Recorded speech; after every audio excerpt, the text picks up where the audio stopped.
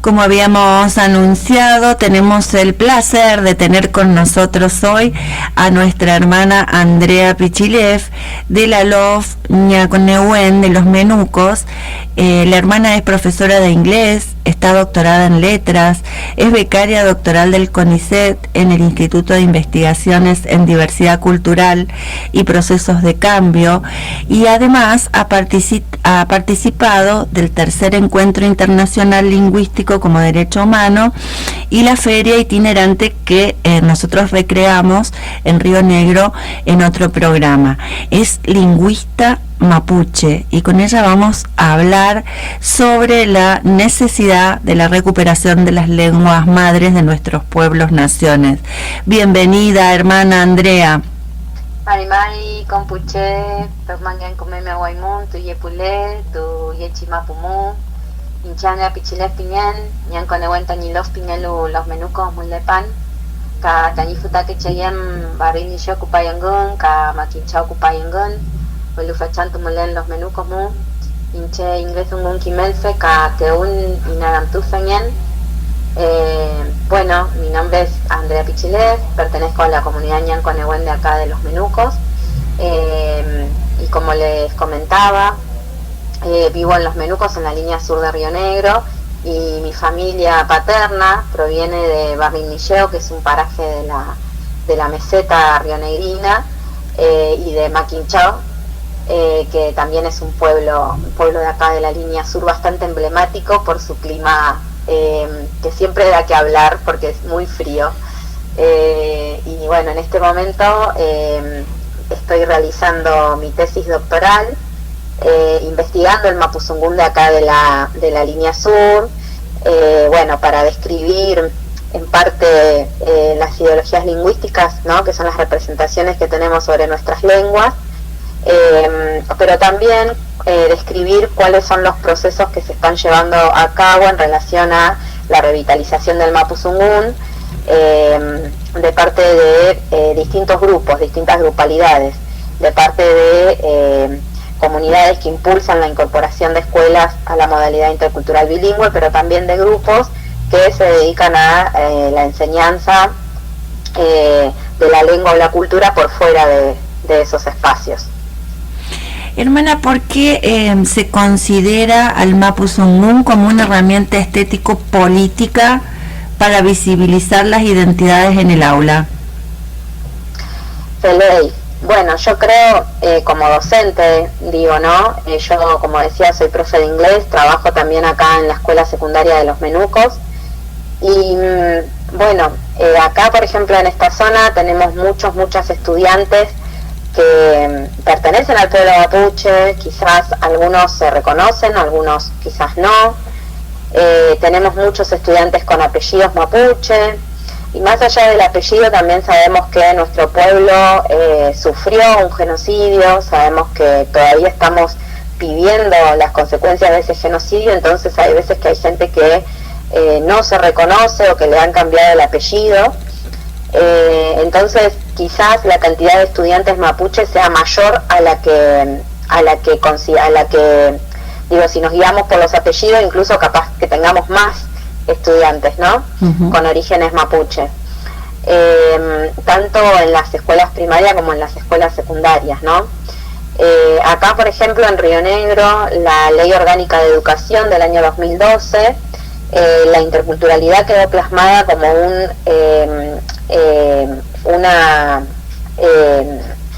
elemento, como vos decías, político y ético transversal a todo el sistema educativo. Es un posicionamiento político, y eso fue una conquista del pueblo mapuche también, que acá en Río Negro militó y discutió y debatió cómo tenía que quedar escrita esa ley en el año 2011 y 2012.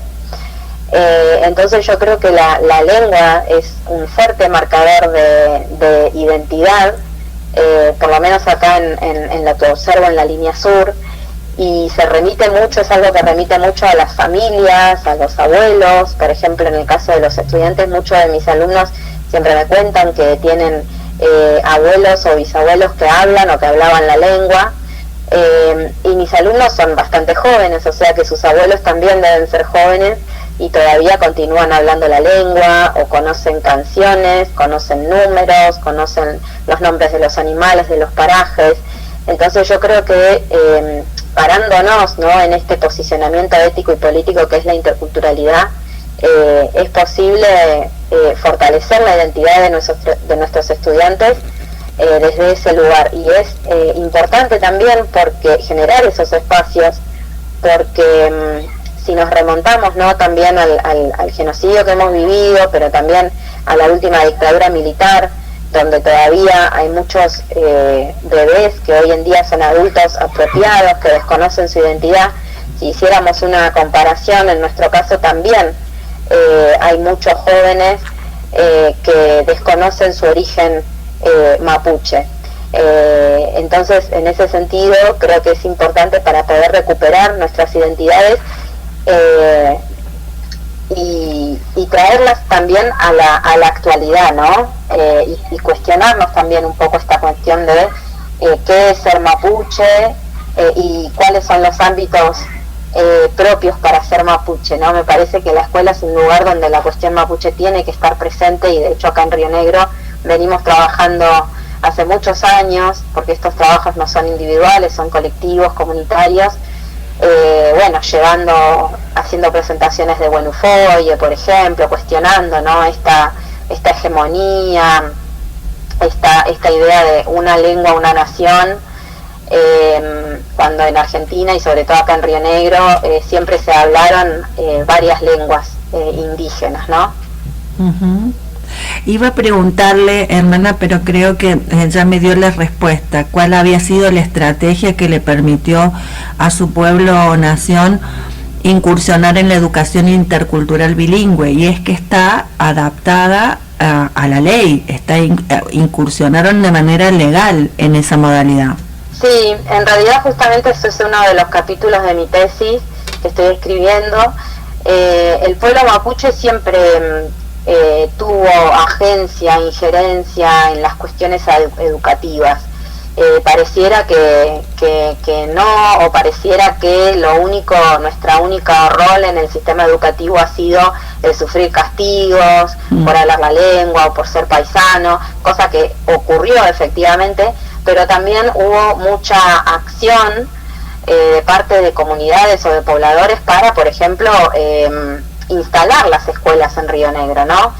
Comunidades o referentes indígenas que donaron galpones o terrenos para la realización de escuelas durante la primera mitad del siglo XX, cuando todavía esto era territorio nacional, y después de la dictadura del 76, ya a partir del año 84, se conformó acá en Río Negro una organización que fue el Consejo Asesor Indígena, porque es una organización que todavía existe,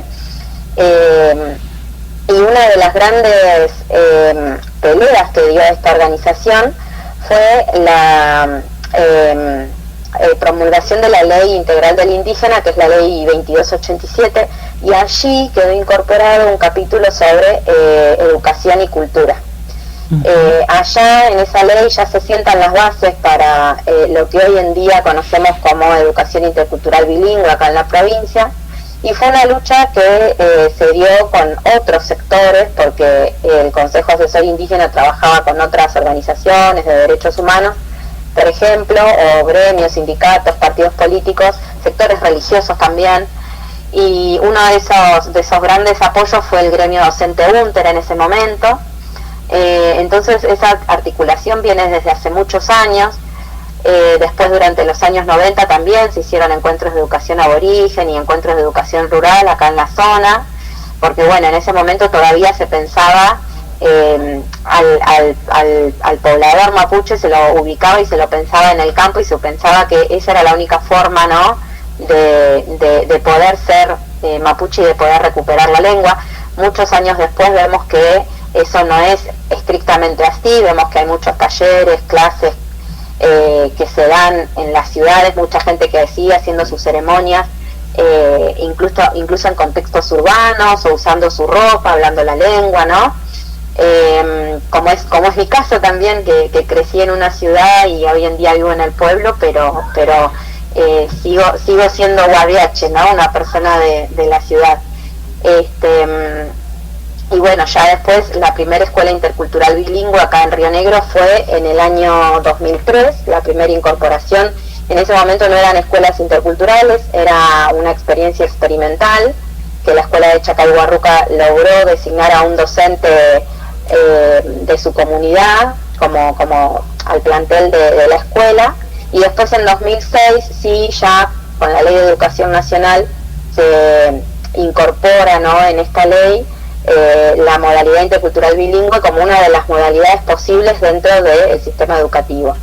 Y tenemos la Ley Orgánica de Educación, que es del año 2011-2012, donde, como decía, se plasma a la interculturalidad como un principio ético y político transversal a todo el sistema educativo. Entonces es una construcción de muchísimos años y que todavía está en construcción y en permanente revisión también, porque la realidad es que si bien tenemos todo este marco normativo, después muchas de las docentes se encuentran con muchas dificultades en la escuela, porque son docentes que son idóneos, entonces el Ministerio no ha hasta el momento reglamentado la modalidad. Esto significa que no hay un diseño curricular, significa que las docentes interculturales no cuentan con capacitación específica para la enseñanza de lenguas, sí con el conocimiento mapuche, porque ellas son mapuche y son elegidas por su comunidad.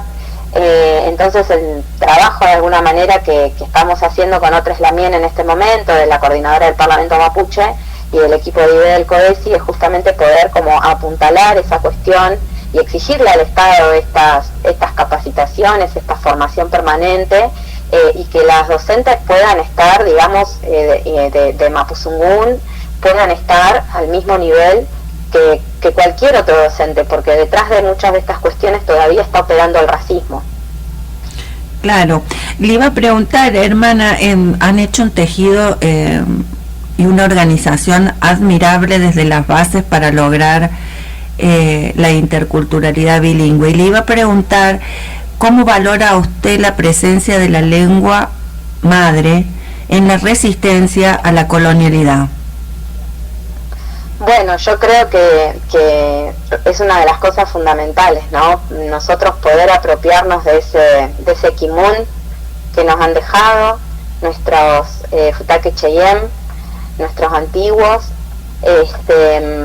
Creo que bueno, son actos culturales que la lengua es altamente política, y las decisiones que hacemos sobre la lengua son altamente políticas. Entonces, por ejemplo, a mí me pasa, ¿no?, que me encuentro con otros docentes en la escuela que también son mapuche, y saludarnos en Mapuzungún, en un ámbito educativo, donde, como decía recién, sigue operando el racismo, o quizás no, pero sí estamos rodeados por todos estos discursos de que el mapuche es terrorista, de que el mapuche es quemabosques, de que el mapuche es un ñoqui, ¿no?, como se dice hoy en día.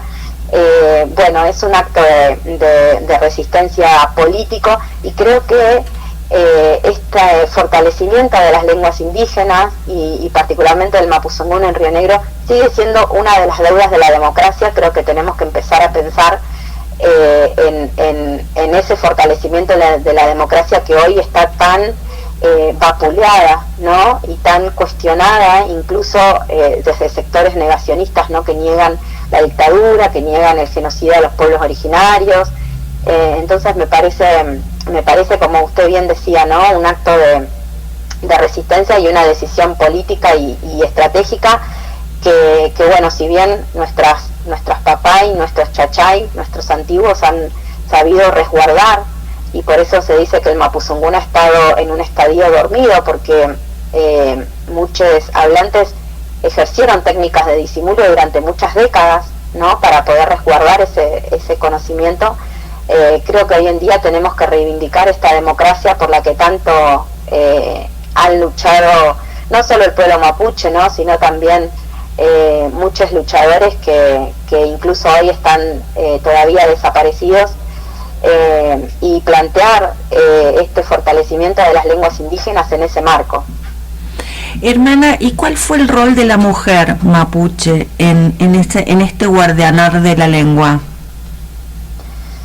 Bueno, yo creo que es una pregunta bastante amplia, digamos, ¿no? Porque, por ejemplo, si pensamos en las ceremonias, ¿no? Que se lograron resguardar y se lograron sostener durante todo el siglo XX, a pesar de las avanzadas militares, de las policías fronterizas y de los terratenientes, ¿no? Que siempre estaban ahí al acecho de nuestros territorios. Creo que bueno, el pueblo mapuche ha podido sostener, ¿no? Ceremonias muy importantes como los Camaricum, durante de acá de la zona de la meseta, de Somuncura, y bueno, allí por ejemplo las mujeres tienen un rol muy importante, todos en realidad, ¿no? Los Wenchu también, pero las Somó tienen un rol importante en la transmisión del Mapuzungún, por ejemplo, en la realización de los tayil, que se los puede definir como cantos ceremoniales, hay quienes los definen como cantos sagrados, que bueno, son las canciones que se les hace a los purufes, a las personas, los Wenchu que personifican a los choiques, ¿no? En este purún, en esta ceremonia, y esos cantos, por ejemplo, únicamente los entonan mujeres, ¿no? Uh-huh.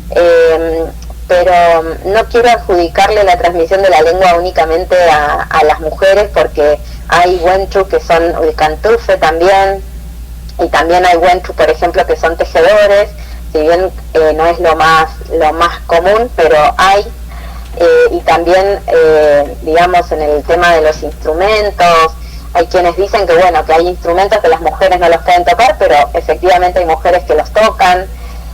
Creo que además del aspecto lingüístico, las mujeres han tenido un rol importantísimo en el sostenimiento de las familias en los territorios, cuidando animales, cuidando los territorios, cuidando el agua, hasta el día de hoy.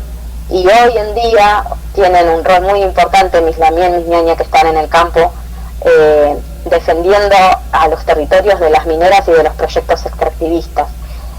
Entonces creo que ahí ha habido un rol importantísimo que muchas veces está invisibilizado, ¿no? Claro. Hermana, y yendo para Córdoba, para el Encuentro Internacional de las Lenguas como Derecho Humano, cuéntenos cuál fue su síntesis de ese encuentro, la importancia de que se discuta la lengua en ese nivel, en esa categoría que se da en el Encuentro Internacional, que ya va por la tercera edición. Bueno, en primer lugar, siempre es un placer encontrarnos con otros colegas que también están investigando, colegas también de pueblos originarios, ¿no? Porque todavía está mucho, tal vez, este fantasma en la academia, ¿no? Del lingüista que viene a expropiar el conocimiento y se lo lleva para otro lado. Pero la verdad que hay muchos lingüistas mapuche, historiadores, antropólogos que participan de este tipo de jornadas, y siempre es un placer escucharlos. De hecho, una de las participantes fue Elisa Loncón, por ejemplo, que es una lingüista boluche, que fue también presidenta de la Convención por el Cambio de la Constitución en Chile. Estuvo también, bueno, Lorena Cañuqueo, que es una lamien investigadora también de Bariloche. Nosotras con otras lamien de acá de la línea sur presentamos una ponencia sobre una experiencia que venimos llevando a cabo desde febrero de este año, que son los CONELTUN, que son los internados de inmersión lingüística, que bueno, puede sonar así como una cosa medio compleja, pero en realidad consisten en encuentros donde se enseña y se aprende la lengua de manera intensiva y para los cuales no es necesario tener un conocimiento previo. Estos encuentros se vienen haciendo en Argentina desde el año 2015, pero son novedosos acá en la línea sur, todavía no se habían hecho acá porque bueno, es un territorio como bastante aislado, es bastante difícil llegar, es como que hay que aprovechar los veranos para hacer este tipo de actividades. Así que bueno, la ponencia que hicimos, compartimos un poco esa experiencia, también posicionándonos desde el Poyogún, decimos desde el cariño, desde el Ñañahuen, que es desde donde lo que se puede definir como sororidad, ¿no? Para buscar una comparación. con Daniela Catalán, que es una ñaña de acá de Maquinchao, que se dedica a la producción de materiales para la enseñanza de Mapuzungún destinada a infancias, y con Fernanda Necumán, que es la vocal de la coordinadora del Parlamento Mapuche Tehuelche de acá de Río Negro. Y después, otra de las ponencias que presentamos con Rocío Andrade, que también es una ñaña de Fisque Menuco, que también es investigadora, presentamos una ponencia, profundizando un poco sobre estos aspectos que comentaba al principio sobre la educación intercultural bilingüe acá en la provincia. Ha crecido mucho la presencia de profesionales en este tipo de encuentros de profesionales indígenas, hermana. Qué maravilloso eso, porque eso también es un símbolo de la resistencia, ¿no? Ir ahí a hablar en medio de la blanquitud de las cosas de nuestros pueblos, naciones. Feley, y bueno, en ese sentido también estuve participando ahora en mayo, en un Uchamtún que organizó el Instituto de Formación Docente de San Antonio Este, donde casualmente, bueno, los lamien que me invitaron forman parte de un equipo de investigación en el Instituto de Formación Docente. Entonces creo que sí, que cada vez somos más les mapuche, tehuelche, gununa, de distintos pueblos originarios que estamos accediendo a estos espacios, y bueno, me parece importante mencionar en este contexto que eso es posible gracias a que la universidad es pública y gratuita, y si bien hay que hacer un gran esfuerzo para poder estudiar y sostenerse allí, es posible. Es posible gracias a que tenemos una educación gratuita de altísima calidad, y en la que muchos colegas también están trabajando para, ya aunque no sean de pueblos originarios, están trabajando para investigar y plantear en sus contenidos saberes otros, ¿no? Y que habilitan nuestra participación también ahí. Andrea, buenas tardes. Soy Sergio, trabajo en este programa junto con Claudia. Mari. Una pequeña pregunta me ha quedado de todas estas cosas, porque vemos que la presencia fuerte del mapuche, del mapuzungún, en todos estos, en toda la parte física, política, y vos dijiste que es esencialmente político y tiene que ver con la identidad de los pueblos, la cuestión del lenguaje. Y hemos leído que hiciste un trabajo que se llama El paisaje lingüístico de Maquinchao y los Menucos, donde analizás los textos visibles en el espacio público donde se dirimen las relaciones de poder. ¿Qué observación te permitió hacer eso? Acerca de la presencia, ¿no es cierto?, del mapuche en todo esto, como centro buscamos, ¿no? Bueno, muchas gracias por traer ese trabajo a colación. En ese trabajo lo que analizo un poco son las distintas lenguas que se hablan y las relaciones de poder entre las lenguas, ¿no? Porque, por ejemplo, en esta zona, además del mapuzungún, Maquinchao, por ejemplo, y los menucos, Maquinchao es una palabra gununacuna, que significa lugar de invernada, y el menuco es un pantano, un lodazal. Entonces, si bien estos pueblos tienen nombres originarios,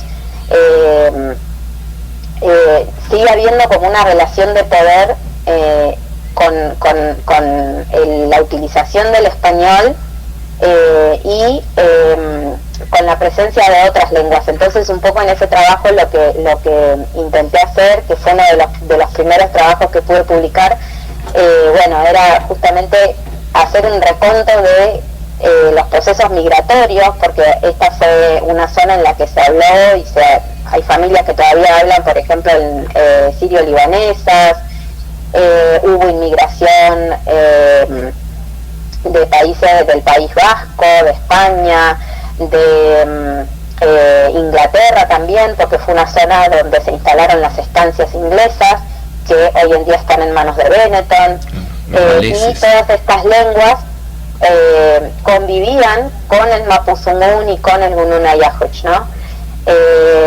Y sin embargo, los usos que hay en el paisaje lingüístico del mapuzungún o del gununa son más que nada anecdóticos, son utilizados con fines turísticos, no con un fin reivindicativo, a menos que o con un objetivo comercial, ¿no? Por ejemplo, cuando un dueño de un negocio le pone el nombre en alguna lengua originaria, como que aluden a la presencia de los pueblos originarios, pero no hay políticas públicas para la revitalización del mapuzungún o para una reivindicación más política de las lenguas, ¿no?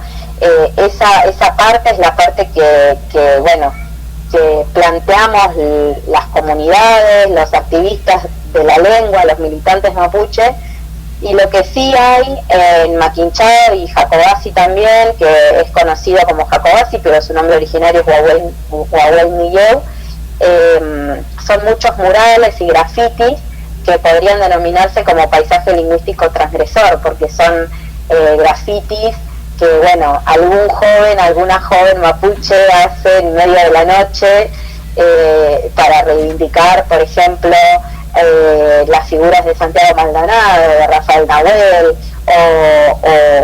o grafitis que quedaron de movilizaciones que hubieron acá en la zona. Entonces, bueno, a no ser por esas iniciativas que son de abajo para arriba, ¿no? Porque no es una política pública, un poco el trabajo iba orientado como para ese lado, y bueno, es algo que también pretendo profundizar un poco más acá en la tesis. Hermana, muchísimas gracias por recibirnos. La verdad que nos pasa como nos pasó con Sofía de Mauro o con Laura Mankel, que quisiéramos tener todo el tiempo del mundo para seguir dialogando con ustedes, porque es muy reveladora la palabra. Nos tenemos que despedir y le agradecemos muchísimo que nos haya recibido, que nos haya dado su tiempo.